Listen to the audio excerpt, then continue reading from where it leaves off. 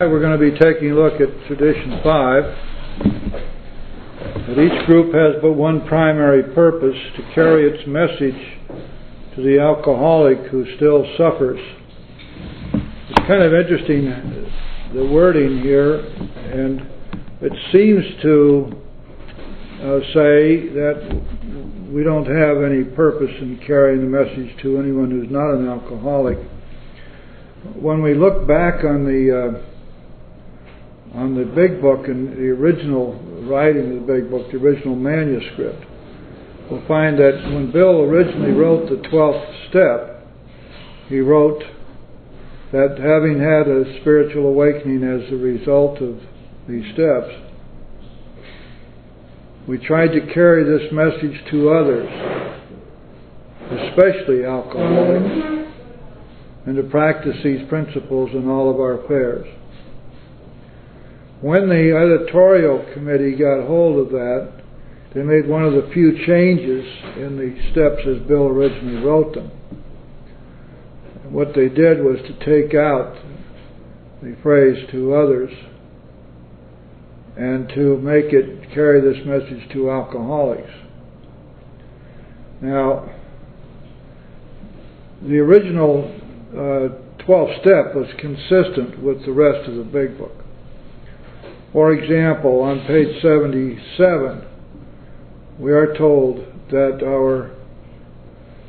it starts out by saying at the moment we're trying to set our lives in order, but this is not an end in itself, that our real purpose is to fit ourselves to be of maximum service to God and the people about us. And just a page before that, in the 7th-step prayer, we ask God to take away all of the defects of character which stand between us and our usefulness to God and to other people. So you can see that Bill's concept, and what I believe to have been his inspired writing, did not limit the 12 steps to alcoholics. Of course, this is proven out to be absolutely so. If, for example, we look at the chapter to wives, we find that the wives have begun working the 12 steps, and though they were not themselves alcoholics, and that they were receiving a lot of help in working the steps from their husbands or others in the group. And of course, in those days, the families got together. The AA meetings recognized the fact that this is a family disease, and everybody's affected by it. Whoever is in any kind of close contact with the alcoholic is seriously affected by their alcoholism and the insanities and the things that we did.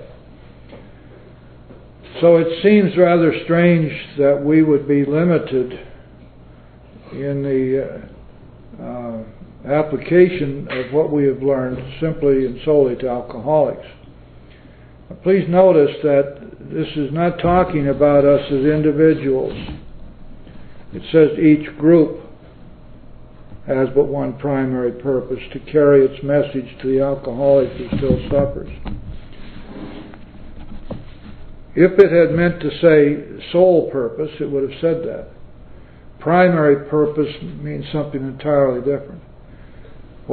Yes, Howie? Yeah, Jim, I'm going to say, I understand the word group, but within a group, it's the individuals that make up a group. Without the individuals, there wouldn't be a group. Well, logically that's true, but the word group has a specific meaning, doesn't it? It means all of the individuals as they are gathered together in a group. Mm-hmm. And there is no attempt in the traditions to suggest the behavior of individuals. It all has to do with the group or the fellowship as a whole. I understand the wording of it.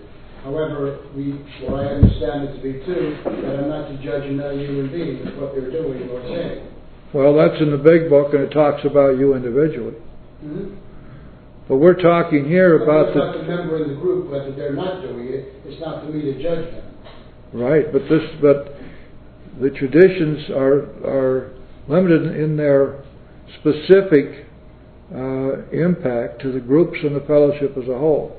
This does not mean, of course, that these principles which are stated here are not applicable to individuals. Of course they are. But the tradition, what it's really saying, if you read it carefully and parse the sentence, is that the group must have as its primary purpose carrying its message to other alcoholics. Primary does not mean sole and only. That's the point I'm trying to make here. Now, there are very good reasons for this, of course.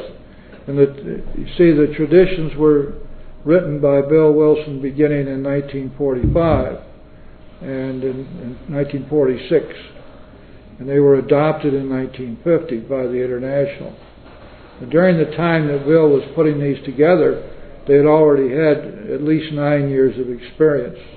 In some cases, just about 10 years. The groups had been in some kind of a dynamic growth cycle since about 1939. So there were several years of intense experience that went into the consideration of these traditions. There was also the example of the societies in the past which had tried to help alcoholics and had failed because they did not abide by these spiritual principles. And so there was not only the experience in AA, but the experience of other groups. And so what they discovered was that they had to limit themselves to specific purposes. And that and a lot of this came around because there were people in the early groups that wanted to set up hospitals, drying out places. They wanted to get into commercial enterprise. They wanted to get into alcoholic counseling. They wanted to have libraries. They wanted to start a school. They wanted to spread all over the world with carrying the message. And originally, when they decided to write the big book, they all put money up and became stockholders, and they were going to get wealthy on selling the book. Well, that scheme, plan, and device fell apart, of course, and eventually the stockholders were refunded the amount that they had invested, and that was it. And the book was turned over to the trustees.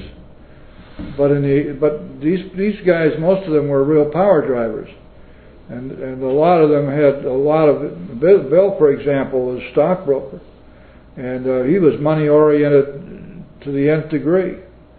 So they had to figure out that this wasn't going to work.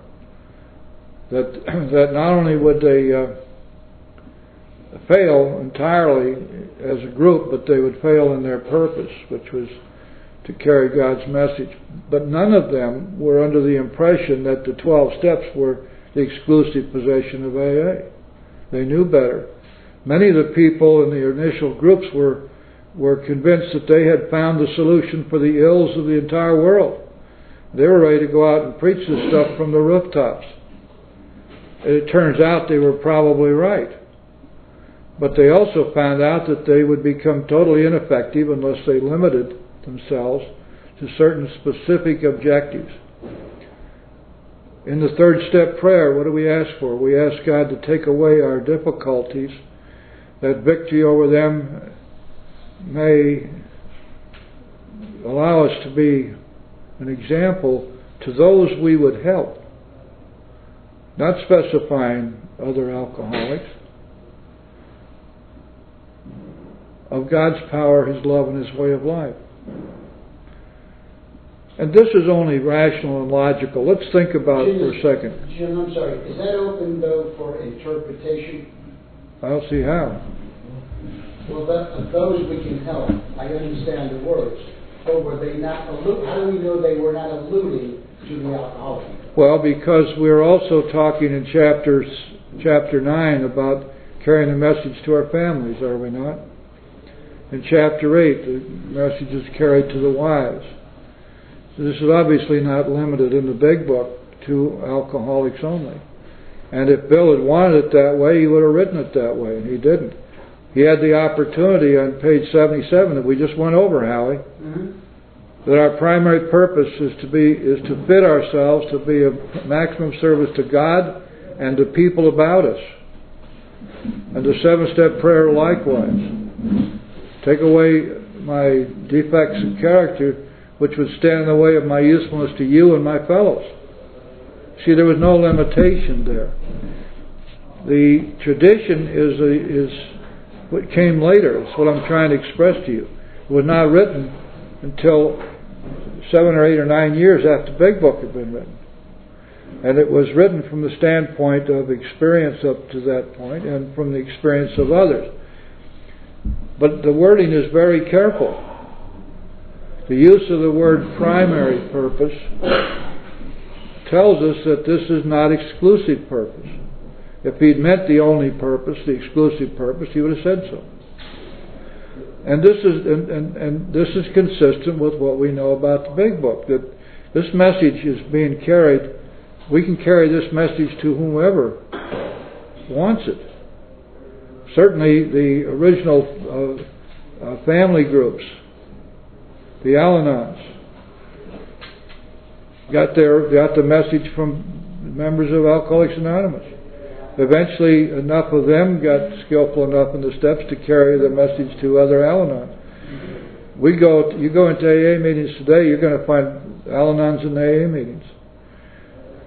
It was not, yes, Pat. So you're suggesting that the primary purpose is not just alcoholics, others, and there's not other things we do. I mean, in other words, this program of recovery is open to other people, but the primary purpose for us is just to deal with the alcohol. Sure, and as we were talking about last week, we have to differentiate between those to whom we will try to help and those who can be members of AA.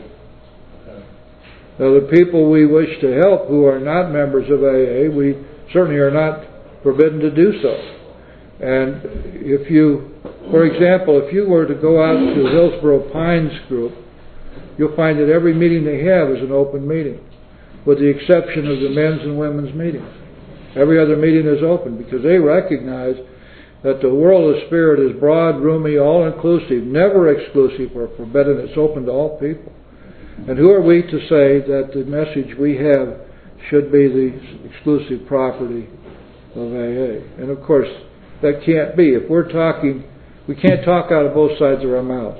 If what we're talking about here is spiritual principles which have always been around since as far back as we can trace, that they have been reduced to steps of action, but the same principles. They belong to no particular group and no particular person. They are meant for every human being. Does that make sense? Yes, Howie? Yeah, I'm confused. Well, I don't know the history, obviously, but my question, where did the closed meetings originate from? And then the women's meeting and the men's meeting? Well, I don't know for sure. Some of the literature would indicate that they were having closed meetings as early as the second or third year of the existence of the fellowship, because at that point they were dealing with overwhelming fear that they were of discovery. And they later found out that fear of discovery is not the point. The 12th tradition has nothing to do with the fear of discovery. It has to do with not using our last name so that we will remain humble. Mm-hmm. And so that we will be willing to sacrifice our need for acclaim and notoriety and so forth in order to preserve the unity of the fellowship, in order to be effective in carrying the message. Which is contradictory to what we're talking about in terms of the natural instincts, being part of sobriety or a society and standing out and being part of, whatever group and all that sort of thing. I'm not quite sure I understand what you mean. With what we were discussing at the meeting. Yeah. Oh. About the our natural instinct. Yeah. Well, no, I don't think there's anything contradictory about it all. It takes away all the ego part away. Oh, okay. I see what you mean. Well, yeah. But then remember that the Big Book makes it quite clear that we are to practice humility. Mm-hmm. And we learn that humility when we do our fifth step. And Bill has often commented that humility was formed the basis of our recovery. And as a matter of fact, I think he made that mention of that in the fifth tradition. But yes, Pat. When I see people talk about closed meetings now, they interpret it and they use the fifth tradition as their support to only deal with alcoholism as an issue. And I see closed meetings now used to exclude any other issues. I mean, am I wrong? Is that the way people interpret it now out there? Yeah.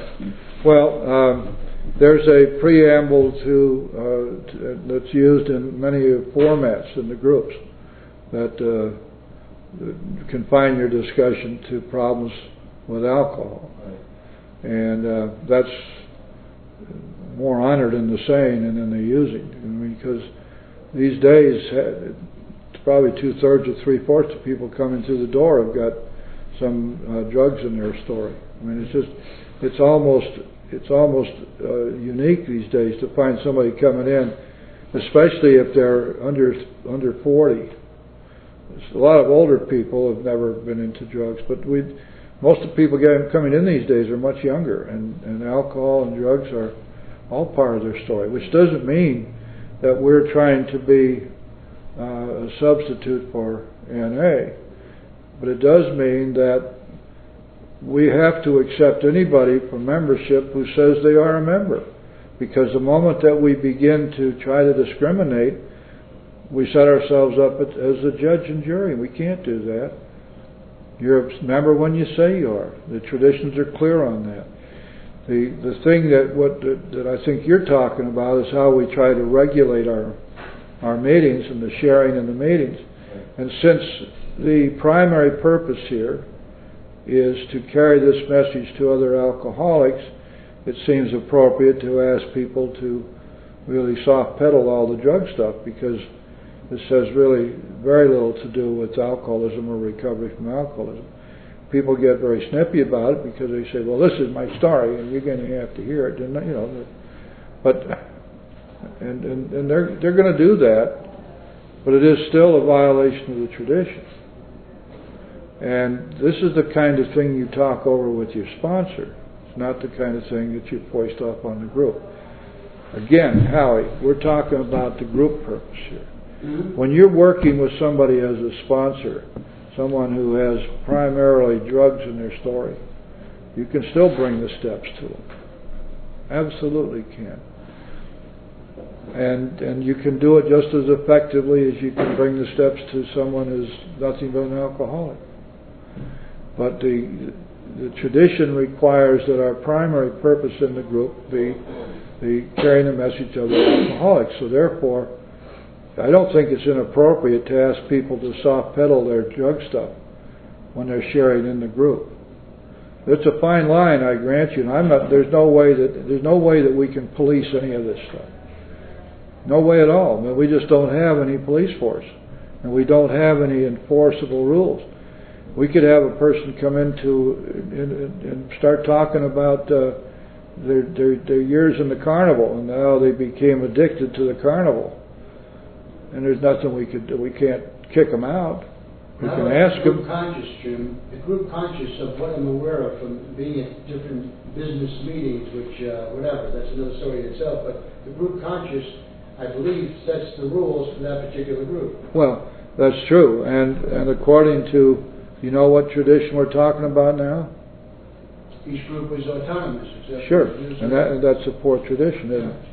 And it's true. The group can decide to break all these traditions if it wants to. But it's not going to last very long if it does. It's no different than an individual breaking the principles of the steps. This is all a self-cleaning oven. We don't have to be afraid of that. There are groups that constantly break the traditions and then they disappear. You look up one day and they're there, and the next day and they're gone. And it can happen almost overnight. So, but we don't have to be concerned about it. We don't have to worry about it. We don't have to be afraid of it.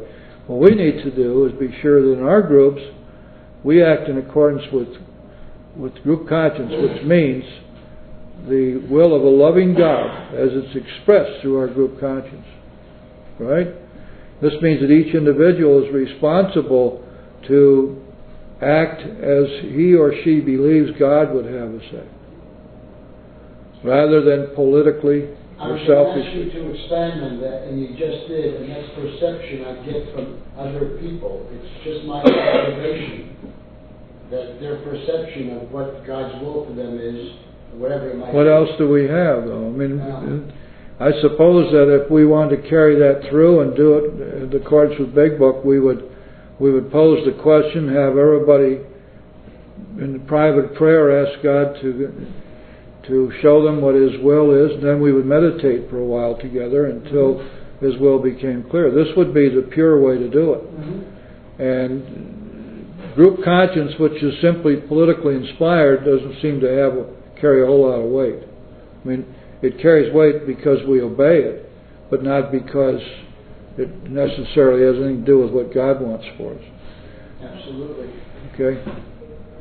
So now what we're really talking about here then is that AA groups, in accordance with this tradition, do not go running off and doing stuff outside of carrying the message. Now a lot of groups violate that. For example, there are 3 groups in Miami that are 12-step groups, just like the Pompano Beach group is a 12-step group.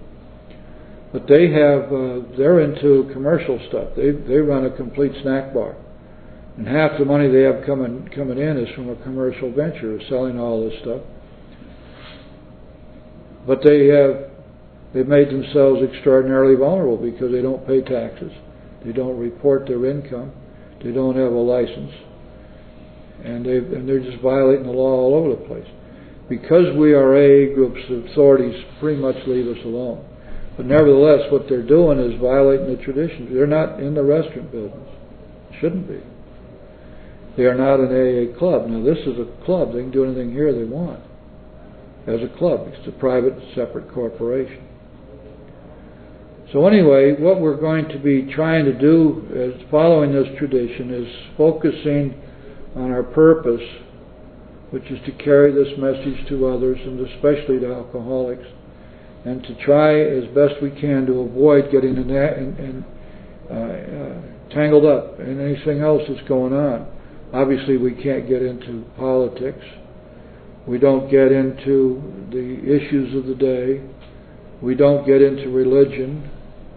We don't embroil ourselves in any controversies.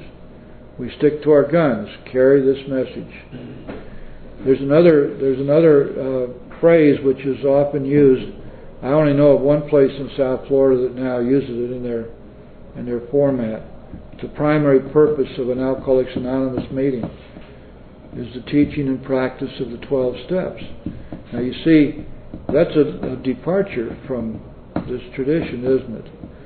That the primary purpose of an AA meeting is the teaching and practice of the 12 steps.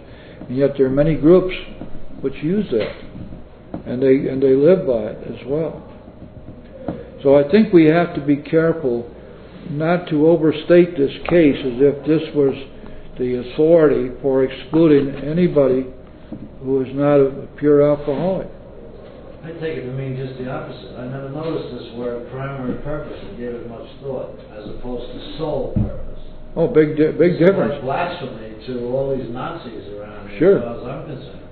You know, when I chair a meeting, the open and closed meeting, that doesn't make sense to me. But one says to the alcoholic, and the other says as it relates to alcoholism.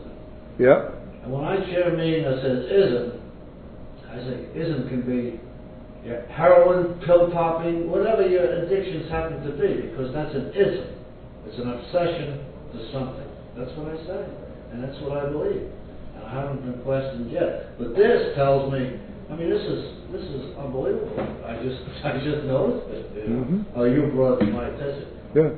So the secondary purpose can be to Help anybody. yeah. And that's what the Big Book says. Yeah. Carry this message to others.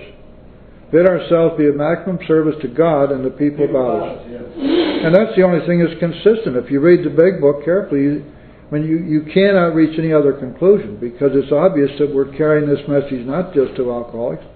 This is amazing. I mean, because all around here is just the opposite. I mean, What did you think about it, Carol?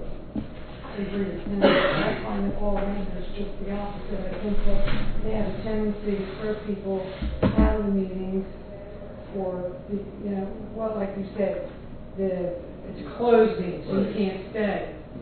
And I just find that, like, where is our love and tolerance? He says, where's our code?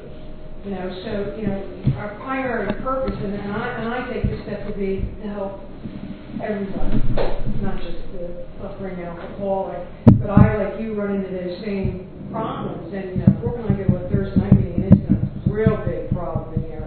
And there's other meetings that I go to that they're just tossing people out. And I find myself standing out in the parking lot saying, look, we're all not like those people in that, I try to sugarcoat it or whatever I try to do. And, I too, like Jim, as a group, to help everybody. But I go to many meetings and they're very standoffish about helping outsiders, or if you come in and you say you're an addict, they toss them right out. And I just think it's so wrong.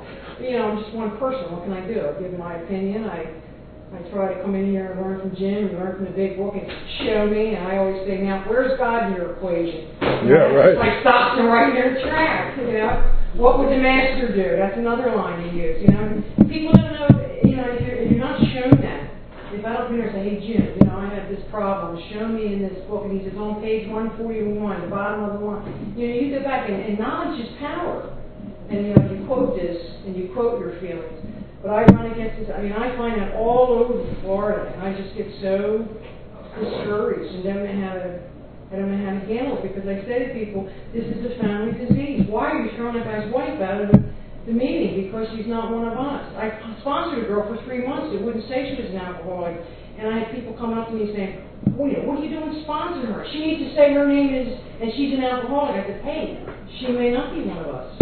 Let her draw her own conclusions. All I can do is show her what I know, and good news is she stayed, and she went on to become a good AA'er. But, who are we to judge? God's the judge. That's how I feel. Good. It's very ambiguous, again, and we know that flyer, problems other than alcohol, that Mr. Wilson wrote. You can only be a member of AA if you have a desire to stop drinking, if you have a drinking problem. No. Those two are different things. You have a desire to stop drinking, you have a drinking problem. Two different things. Well, a desire to stop drinking. Okay. And that desire is entirely subjective for the individual. Right. There isn't any way that you can test it. I agree. But again, this is what the literature says. Well, yeah, but but you got to remember that was an article he wrote for the Grapevine at a time when he was going through a very, very tough time of his own, and he was influenced by a lot of other stuff. And yet it wasn't edited out. Well, no, because he's the guru. Yeah. The place you find it is in Language of the Heart, Problems Other Than Alcohol. You'll find it right in there. And what they did was they took all of his writings that were published in the Grapevine from 1944 through 1970 are included in that volume. They didn't leave anything out. They didn't edit it. It's just the way he wrote it. But you have to read it with a discerning eye, with some knowledge of the history. And at the time that was written, nobody questioned it. Today, there's major questions about it, and he never ever said any of that stuff again. And you'll find in later writings that his attitude toward people without significant alcoholism, his attitude had changed completely. And how could it not change? I mean, in the 60s, while he was still an active member of AA, the drug addicts were coming in by droves already. Mm-hmm. So Jim, I'll have to take exception to that.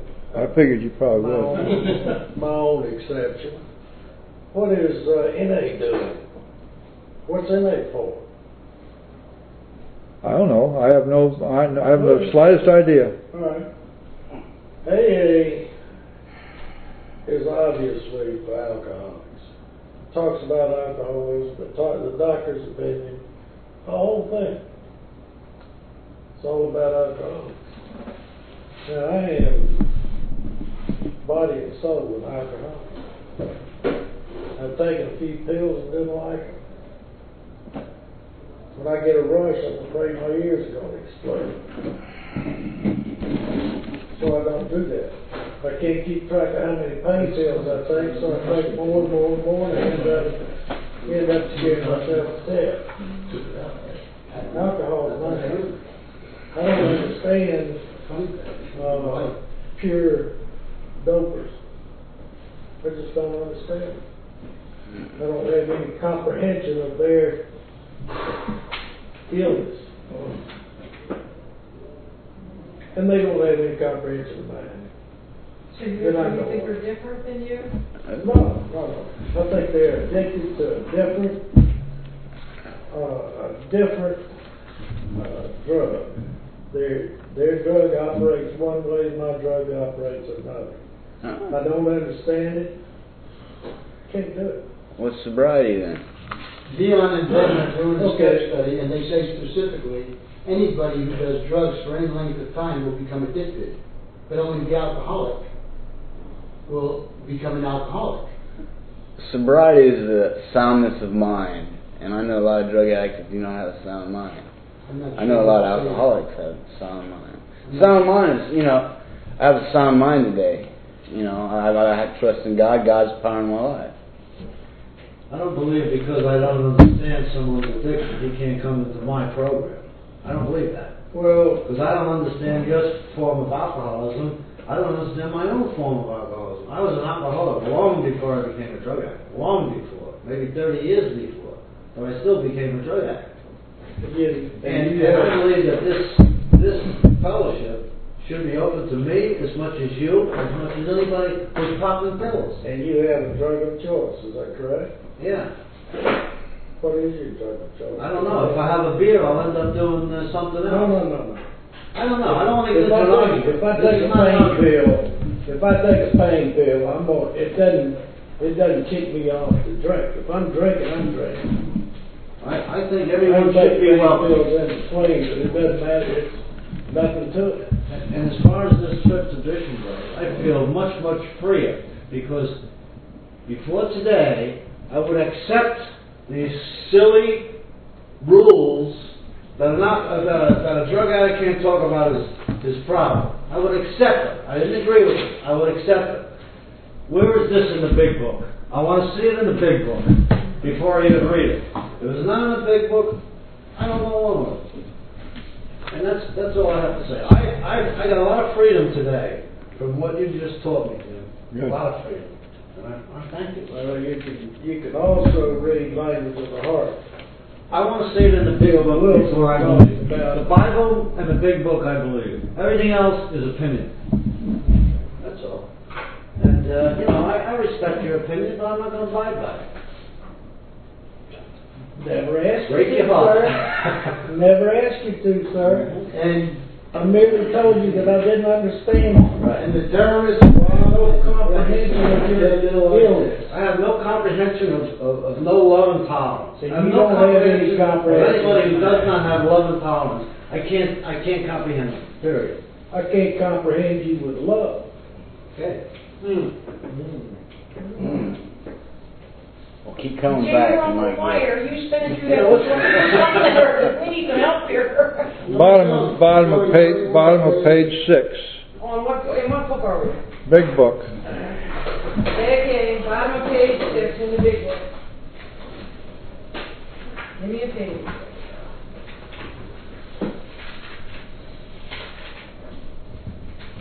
A doctor came with a heavy sedative. Next day found me drinking both gin and sedative. This combination soon landed me on the rocks. People feared for my sanity, so did I. In other places, Bill talks even more extensively about his use of drugs. Dr. Bob likewise used drugs. It was this, and just about everybody who had gone to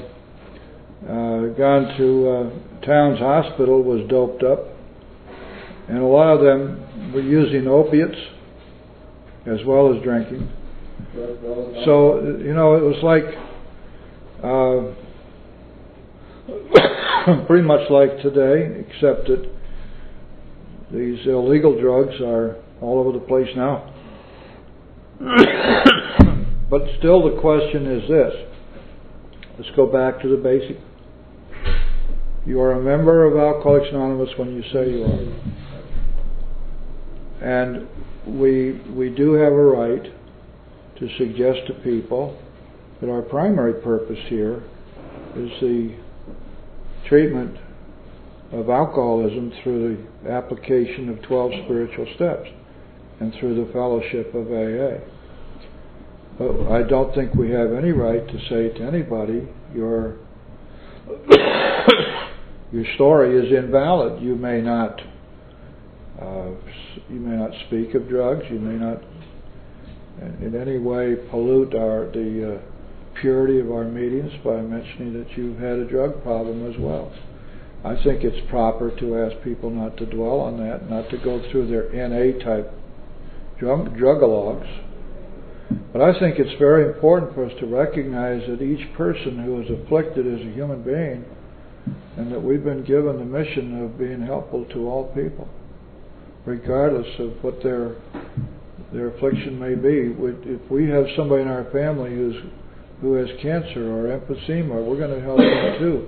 Or someone who comes to us who has severe problems that have nothing to do with alcohol, we're going to try to help them if we can. I mean, it seems pretty obvious that these things are true. What this is saying is that the group should have as its primary purpose carrying the message to other alcoholics. And that makes sense too. This is, after all, Alcoholics Anonymous. But the moment we set that in stone and put iron rings around it, we automatically exclude ourselves from being helpful to anybody but those who profess their alcoholism and speak of nothing but alcohol. And that's just not going to happen. Yes, Howie? And the irony of it too, and there are people in the program, and I'm not one of them, but I can laugh at it and say, well, that's sort of true. Anybody who comes in here and drinks caffeine or smokes nicotine, it's a legal drug and it's mind altering. And where some people are addicted to caffeine and to nicotine. Well, that's true, and you see there are those groups which have decided in their wisdom that anyone who smokes cannot be spiritually fit. Mm-hmm. And that they are not practicing the 12 steps. Their theory is that smoking is deleterious to the health, and that therefore it's mind altering. But the same people who are saying that are drinking 14 cups of coffee every day. And caffeine is mind altering. Caffeine is a powerful drug. Very powerful speed. Caffeine could be exactly the wrong thing to give to a newcomer. Absolutely. Because it contributes to hypoglycemia. Yeah. I wanted to just say, and hasn't this just, like, in the last 10 years come about that there's been so much hassle? And when I came into the program, there were ashtrays, there were cigarettes, there was coffee, and everybody was in that room, and their purpose in that room was to learn about the big book and to get sober. And it just seems in a short period of time, these rehabs come up. Now, yesterday I was in a meeting where they read that we suggest that you get a big book and go to 90 and 90. And I just sat there and I again said, well, where does that come from? Who voted that in? How does that get in there? Now you sit there, but when I came in, we didn't talk about the coffee cups, we didn't talk about smoking. You know, we did a lot of 12-step work, and I just find that all of this is really changing. I feel like it's slipping away from me. I know. Quick. Well, these people have never been in a smoke-filled church basement, right, with no ventilation, right, and the guys sitting on both sides of you smoking cigars, right, and nobody paid attention to it. They just because they were there to get sober. That's right. But we got a whole different ball game. I mean, when I got sober, we didn't have decaffeinated coffee and coffee. We had one coffee pot, and we didn't have sweet and low and equal and creamers and all. We didn't have all that. And I said to my sponsor, where's the equal? You're in here for sugar, or you're in here to get soda. Everything just gets turned around. Not just in Florida, but I've noticed it in the last 10 years. And we also didn't have sneakers that lit up at night. It's true, I mean, but I'm saying, you know, with this controversy that's going on with the addicts, I mean, you know, I just hate to see. Why don't we just relax and carry the message? Dominic, what do you have to say? Larry. You're Larry, I'm sorry. Yes, Larry. Pardon me, Larry.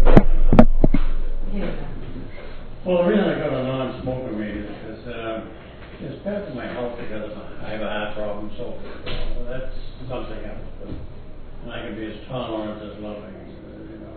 And I smoked a long time, and I've had some bad experiences with my father. Smoked up until the end. He was sober for 4 years. My sister was coming out of a coma one time, and she tried to bribe the chaplain into giving her a cigarette. So, I mean, but that's the only reason I have a vested interest myself.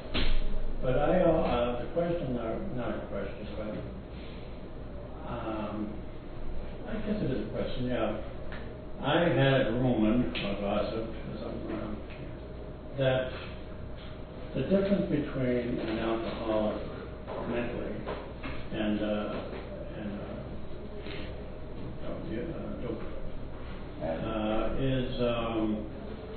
is a conscience. They have different conscience. Different what? Has a different conscience. Different conscience? Yeah, cocaine addict than an alcoholic, whereas an alcoholic seems to, one of the descriptions I was given when I first came in was, the definition of an alcoholic is a drunk with a conscience. That's not in a big book, but it was just something just floating around when I first came in. But, you know, I tried to help heroin or whatever they were taking. I know nothing about, very little about dope and crack, whatever. Except what I read on TV. But I made the mistake of trying to help people that, you know, were taking, and they completely conned me. In a way that I've never seen an alcoholic con me. It's just, I think it's all a different mindset.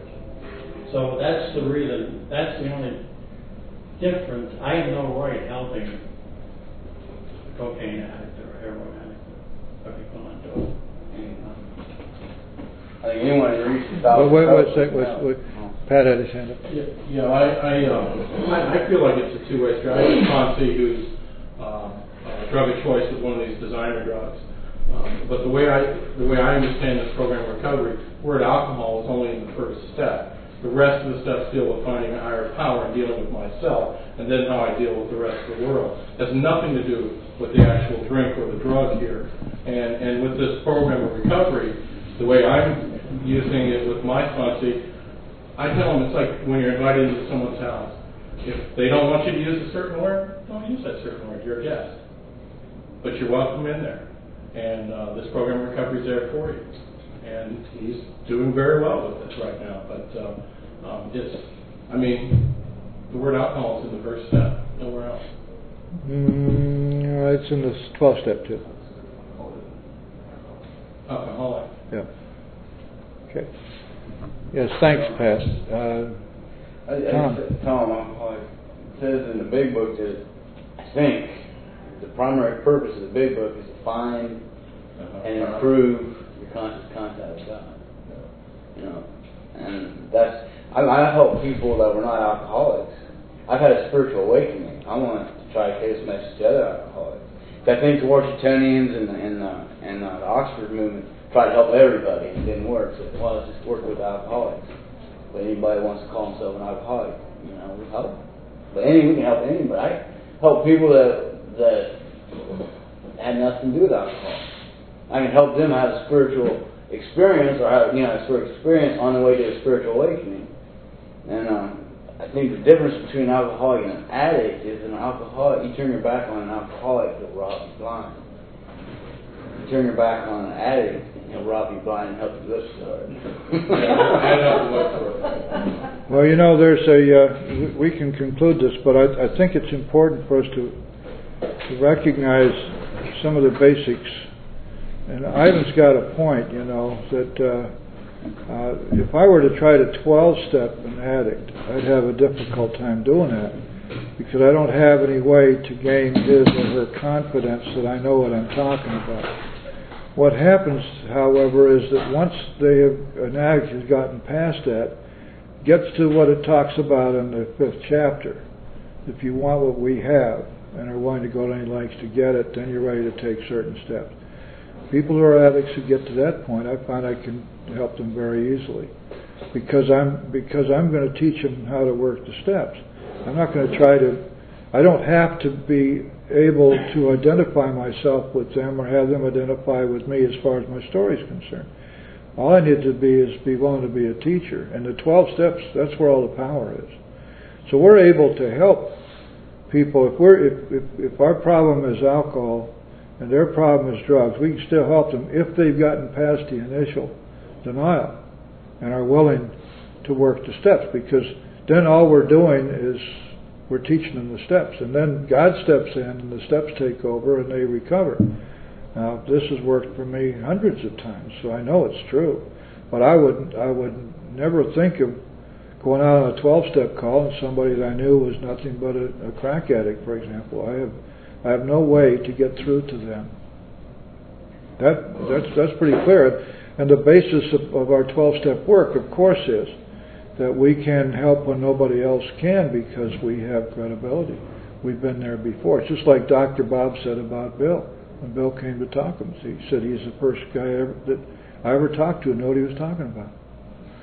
Yes? My name is Carolyn Alcohol. I go out on these drug calls, and I don't know anything about drugs either. And when I go out, I say, do you want to get clean? And they say, yeah. And I'll take them to a detox, and it's about as far as you can do when you don't have the knowledge of what to do.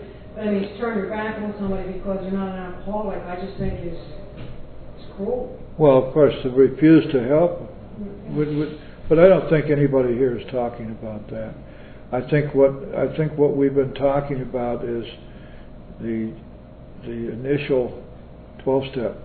Because remember what we learn in chapter 7, that the first thing we do with an alcoholic is we tell them our story. Mm-hmm. And we tell them how we drank, and we tell them what alcohol did to us and how we tried to stop. The purpose of that being to establish our bona fides and our credibility so that they'd be willing to listen to us further. But if we can postulate a situation where an addict has come to the point of seeing what we have, maybe they've been to NA and got nothing from NA, which happens all the time these days, because so many NA groups tend to be social clubs, and they seem to be pretty far off the track when it comes to working the steps. If they come to us and say, I want to work the steps with you, and I'm willing to do whatever you say, and just teach me the steps, and I say, from the big book of Alcoholics Anonymous, they say, yes, and I'm going to do it. Yes, Evan. I tend to believe that NA members come to AA because they don't get a chance to share in NA. There's just a bunch of people in there talking the whole damn time. 3 people will talk the whole time if you let them. They come to AA and we tolerate their long explanation of how terrible their addiction is. More terrible than alcohol.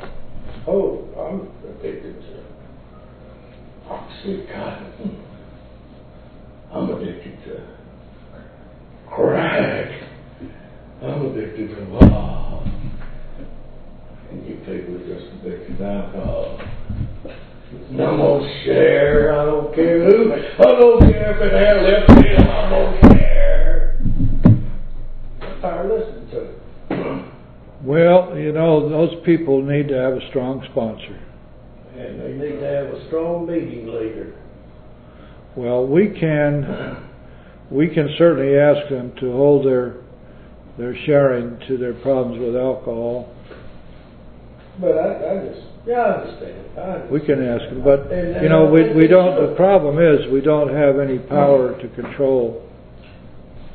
We don't have, we have no coercive power. We have power of our personality. We have power that is only apparent, but is ceded to us by others because we may be a strong person. And if you talk about that kind of leader, yes. Often that will be all it takes, but we can't put a gun to their heads and tell them, if you keep doing this, you're going to jail, or we're going to kick you out, or whatever. Yeah, Pat. Can I just, one real quick story? When I came into this program, I'm an alcoholic, but I also did other drugs, and my sponsor said, try NA, see both of these. And I went to a few NA meetings, and they just weren't the same. And I went to a speaker meeting, NA speaker meeting, and the speaker said something that made me, something click in the back of my mind. He said he went to both meetings, AA's, both fellowships. And I cornered him and his wife in the parking lot. I said, you say you go to both fellowships? What? I'm struggling with this. My sponsor said to see both of them, and I detect a difference, and I can't put my finger on it. He goes, AA is a whole more spiritual for us than NA. And that's what I found is true. There is a spirituality in here that I didn't find in the meetings I went to at NA. I'm not saying there aren't any, but that's what that speaker said for him, and that's what I found out for myself, that there truly is a spirituality in this program that at least didn't exist in the meetings I went to. Well, I think that's probably true, and part of the problem that NA has is that a lot of their members became addicted just because they used too many drugs. Alcoholics are a different breed altogether. There are plenty of people out there who drink too much, but they're not alcoholic. They can stop any time they want to, or if they have a sufficient reason to do so. A person who abuses drugs because by definition they are addictive to human beings will become addicted to them. And they may not have the kind of spiritual weakness, or they may not be dealing with the kinds of defects of character that the alcoholic is. And so they may be very well able to just stop using drugs and then have a lot of fun. And we get the same thing in AA. We've got a lot of people coming in now who are not alcoholics. They're here from a nudge from the judge. They're here because their boss said to come, or they're here because their wife said, if you don't come, I'm divorcing you. But they can stop or modify given sufficient reason to do so. Nevertheless, they are alcoholics, they are members of AA when they say they are, and we don't have the right to say that they can't be. Because the minute we gave ourselves that right, we would destroy the fellowship. That power to deny membership to anybody who says that they're a member would utterly destroy us. Because that power doesn't belong to any human being, to make that judgment about another human being. And that's one of the most powerful strengths of AA, is that anybody who says they are a member is a member. But as Tom and Ivan were alluding to, we certainly have the right to suggest to them that they hold back all this drug talk, because it's not appropriate in AA. We don't have any power to make them stop, but we certainly have the right to tell them that we don't appreciate it and we wish they wouldn't do it. That it's not appropriate in there, and it isn't necessary in order for them to recover. Because you see, here's the key. Let me just finish with this, because this is so important to understand. Our stories are important only for the newcomer. The reason we tell our stories is to gain credibility with a new person. To sit around and tell our stories over and over again, preaching to the choir of people who've been around for 20 years, is ridiculous. That's why the people who are circuit speakers are entertainers. That's their whole purpose, is to entertain. Most of the people who go to conventions don't need to hear their story in order to recover, or to convince them that they need to recover. They've already gone past that 30 years ago or 15 years ago. But they do love to be entertained. And the idea now, when you go to speaker meeting, that person is most of the people sitting in there don't need to hear the story. What good is it going to do me to hear your story? Zero. And when you get up there and say, I've been 15 years sober and I'm still sick, you guess what I do? I leave. I know how to be sick. I want to know how you got well. Clarence Snyder had it right, you know, Clarence the brewmeister. He was asked to speak. He would sit down or get to the podium and he would say, I drank long enough and hard enough and I drove myself down far enough that I had to crawl in here on my hands and knees. Now let me tell you how I recovered. And then he would talk about the steps. That was his drunkalogue? That was his whole drunkalogue. When I'm asked to speak, I limit my drunkalogue to about 5 minutes, just to satisfy so that I don't embarrass the speaker seeker too much. Right. And I don't have any jokes to tell. I mean, that's, you know, I'm humorless. I was a circuit speaker for 5 years. And I was the only one on the circuit that I know of who spoke the way I did. But I kept getting invited back because actually people wanted to hear, how do you recover? They weren't interested to find out my sponsor lived in a cardboard box on the sidewalk and but I had to call him every night on his phone, you know, stuff like that. You know, if you go to enough conventions, you get to hear the same stories from 10 different people because they borrow from each other. And the whole idea is to be entertaining. Because if you're entertaining, then you get invited back and you get to be a big shot and you get to wear the badge and they fly you there free and they give you the hotel free and they feed you and you get to walk around and be a big shot. Jesus, man, I'm telling you, that's pretty intoxicating stuff. And there are many of these circuit speakers who speak 2 or 3 times a month. And not only in this country, they get flown over to France or they get flown all over the place. And, you know, they really love it, and it's a way of life for them. But their story is phony as a $9 bill. You'd hear exactly the same stuff from 10 different people because they just borrow it back and forth. The same jokes. The comedians steal the routine. Oh yeah, and if you don't get about 15 laughs in an hour, you just haven't done your job. The laughs that we get around here are kind of natural. I mean, they just flow out. You know, it's like they come from circumstances. Of course, I like to pick on Howie too. So, but all of this stuff is stilted and studied and stereotyped and choreographed. And I finally just quit going to conventions. I did speak down here at the Doral 3 times, but I get strong-armed into doing it. Ordinarily, I would have said no, but I didn't have to travel to do it. But it was the same stuff. It was deja vu. As Casey Stengel said, deja vu all over again. Yogi Bear. Yoga Bear. Oh, that's right. What the hell are you doing with fucking baseball anyway? Anyway, guys, let's say goodnight.